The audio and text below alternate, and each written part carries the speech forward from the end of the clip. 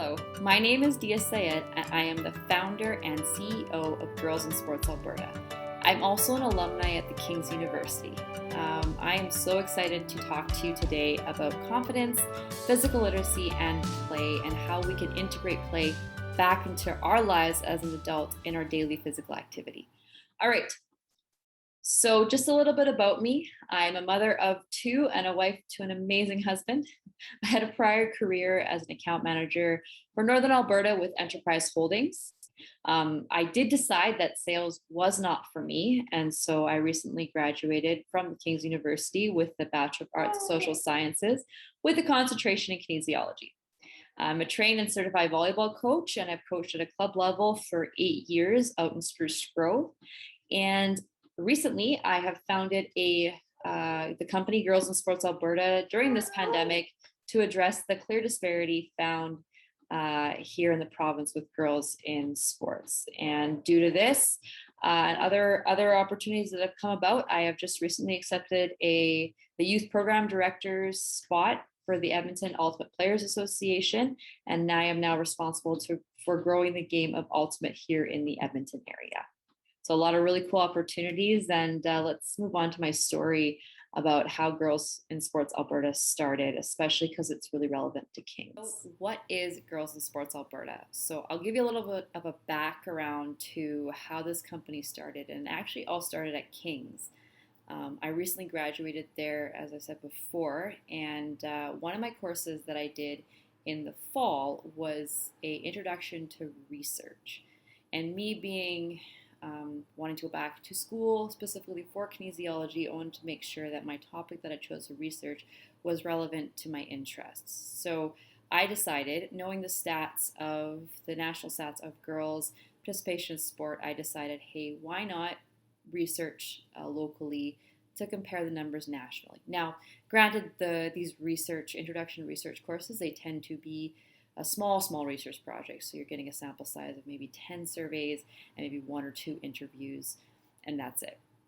Well, when I had decided on a topic, I said, okay, I'm going to do girls' participation in sports. So all I did was I put a little Facebook page together, I put an Instagram page together, and a website. So I did do a website as well too, actually, just for data collection purposes, and I just put it out there.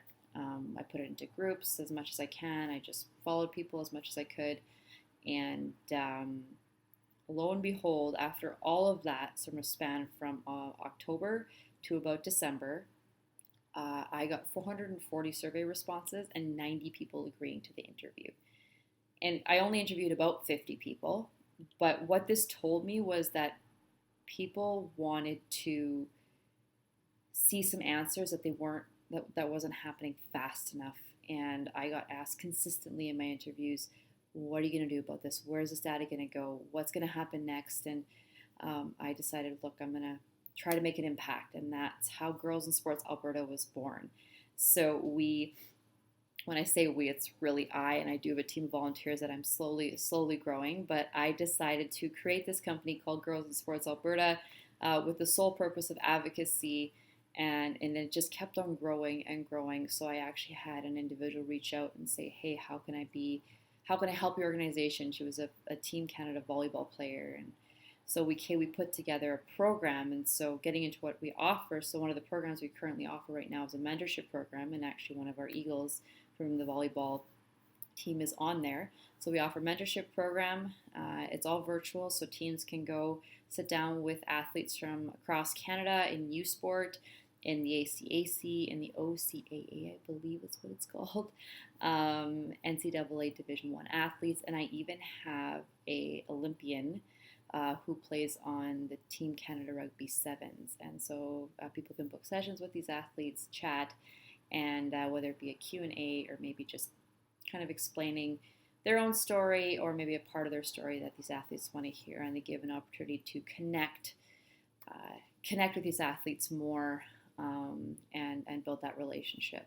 The second part of my organization that came out of my research was consulting. So I do consult with organizations to look at gender equity policies and also programming to help increase girls' participation within their programming. It's either whether we create brand new programming or we just enhance the current programming to be able to bring in more girls.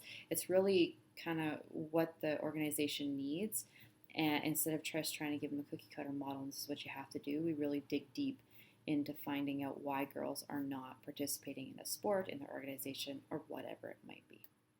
And the last one that I have developed, and this has just come with experience and with a whole bunch of material just coming in, is the education piece. So we're looking to make sport specific, girl specific education pieces that we can share publicly to sports organizations, use within their consulting as well too, as well as just uses education to create awareness. So like today, how we're going to be talking about confidence, physical literacy, and play, and how can that really be integrated within being active and active for life. So I do a lot of girls specific, but obviously some of these techniques can be brought in for both male and female in the gym class or in sports as well too. So that is my story. Girls in Sports Alberta really attribute to the success I had was at Kings and the support I've been getting from Kings, and it just goes to show you that you never know what's going to happen, and being able to advocate for girls and the inequalities that we find within sport and the lack of opportunity for females, being able to be the forefront here in Alberta has been really exciting and has opened a lot of opportunities for me, and I'm really excited to see what happens next.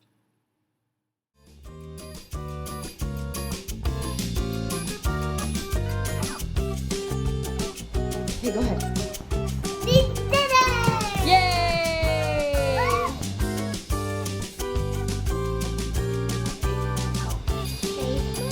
I almost got it. Ready? I got it.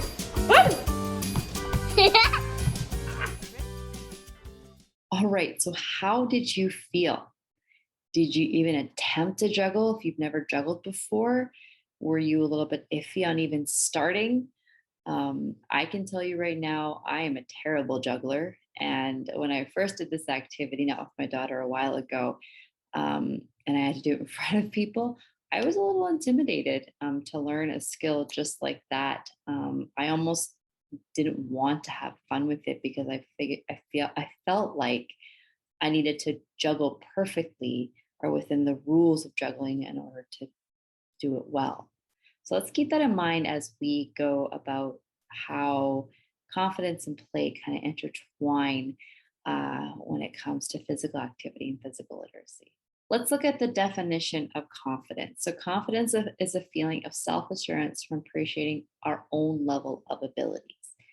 Now, understand that people tend to find confidence in different ways. So, this definition is very inward focused. So, we're focusing on our own level of abilities and accepting where we're at and how we're going to do it with the abilities we have at the moment. But a lot of the times we find is confidence, especially in teenagers, confidence can be based on an extrinsic motivator, for example, other people's opinions. So when you decided to juggle, were you not confident in your ability because you were worried about what another person was going to think at that time if you were juggling in a group of people? So it's understanding with confidence, understanding where we find our confidence. Are we looking at our inward self and our own level of abilities, or are we trying to find confidence by assurance of other people and their approval of what we can do?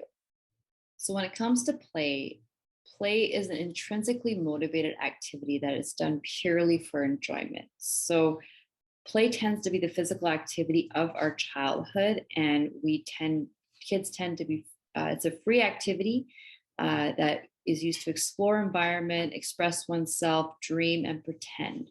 There's no firm rules when it comes to play or even a set location, and the outcome becomes unimportant. It's literally just to have fun, laugh, hang out with friends. That's all play is. So how does this tie in? How does confidence tie in with physical literacy, and play. So how does this all come together? So when we look at the development of kids for males ages 6 to 9 and females ages 6 to 8, this is when they start developing fundamental motor skills. So running, jumping, throwing. That's when they start to refine them and start to do them quite well.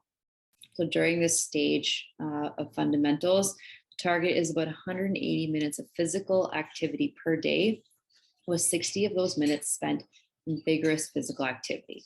So what's really cool about this stage in particular is that it's really focused on fun. You see the capital fundamentals. So a lot of this is very unstructured. There's no rules to this. It's literally just about understanding how your body works and how your body works and how you're going to use it within the game that you're going to play. So when you look at physical literacy and how this applies to fundamentals, physical literacy is being confident to do physical movements or these motions. So it is being able to do these movements confidently, creatively, and strategically. And you only get that by engaging and learning these fundamentals at this age. What's really also really interesting is that this learning never stops. So yes, we have males ages 6 to 9 and females ages 6 to 8. But as an adult, there's plenty of opportunity to learn new skills and new fundamental movement skills to better yourself with your physical activity. So the key takeaway in this is that unstructured play helps build confidence in physical abilities. So kids learn through free play. And through this free play, they explore their bodies and what their bodies can do during specific activities.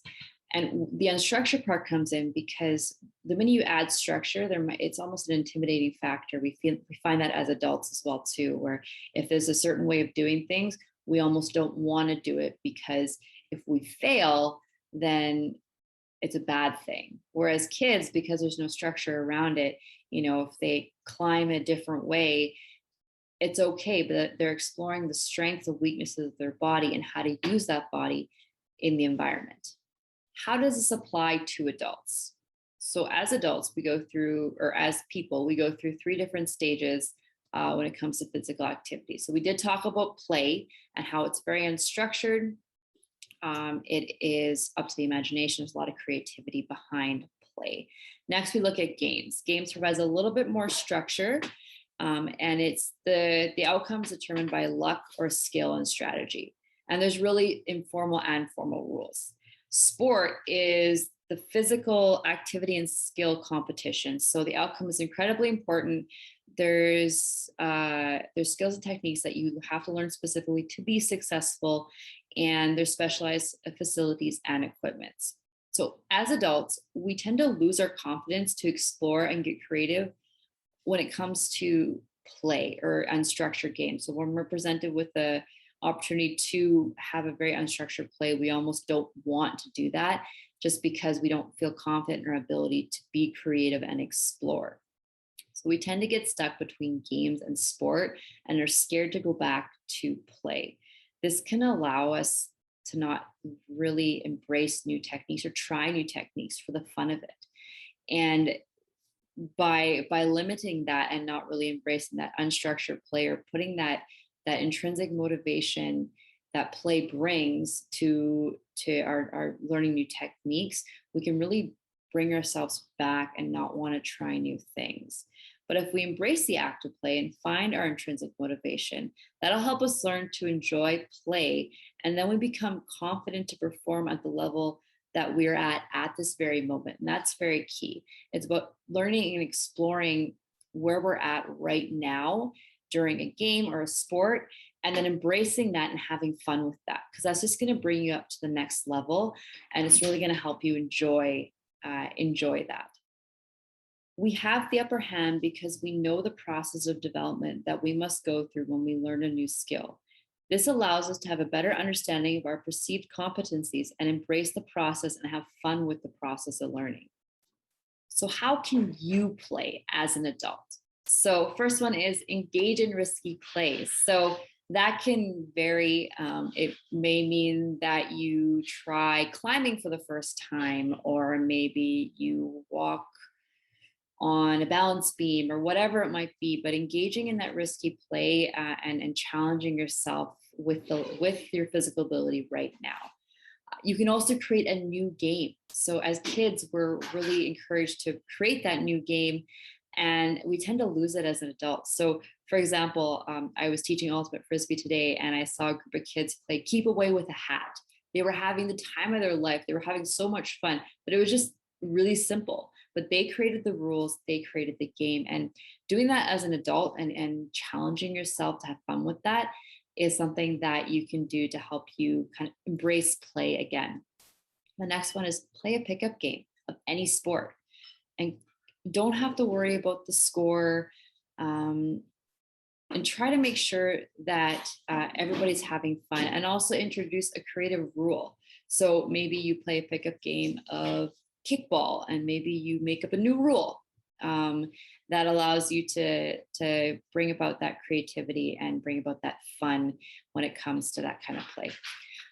Next is find a game that will include everyone and that has a continuous play. The big thing when you teach kids is making sure everybody's playing all the time and they're having fun with it. So why not do that with adults? So when you're playing that pickup game or that new game that you've made, find a way to keep people consistently engaged so they're having fun with that game. And also learn a new sport you've never played before. Challenge yourself to go back to the beginning of the learning process and walk through that step again. Like become a child, become a youth, picking up, for example, the frisbee for the first time and playing ultimate frisbee for the first time. My personal experience is exactly that, having to walk through the process of learning how to play ultimate as an adult with youth. And it's such a really cool experience that I encourage anybody to try, because and try and also bring in the active play with that unstructured, with the creativity, and being able to bring that into learning that new sport. And finally, just encourage yourself to explore your physical abilities, just like you were a child. Understand that everyone develops at a different play at a different pace. So just because you can't do the activity now doesn't mean you won't be able to do it later. God has given the gift of creativity and exploration, and through the process of learning, we can be confident that we are right where we need to be. Understanding and embracing the now allows you to move in the right direction so that you can be active for life. So think about that juggling process. Think about, did you juggle? Did you pick up the ball? Does it seem silly now? Does it seem like you'd be embarrassed? Or maybe it's a chance to pick up any object, three objects, and learn how to juggle and have fun with the process. Maybe be creative and think outside of the rules of juggling and how to juggle. Figure it out, explore what you can do, and bring play to your physical activity and have fun with it. If you don't think it's silly anymore and you want to explore, here's what sports can give to you.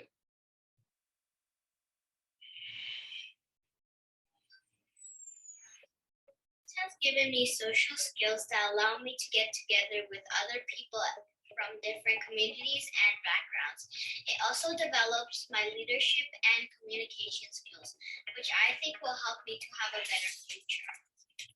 Sport has given me the opportunity to make lifelong friends and feel like I'm a part of a community, which is very important to me. And I also feel like sport has given me a lot of tools in order to be it's just amazing that sports has given me the opportunity to be able to form my career path as well. And I really would love to share a lot of that with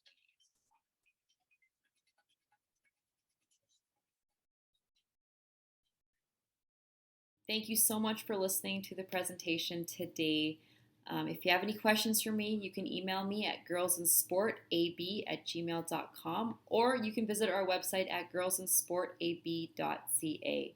I hope you enjoy the rest of the conference.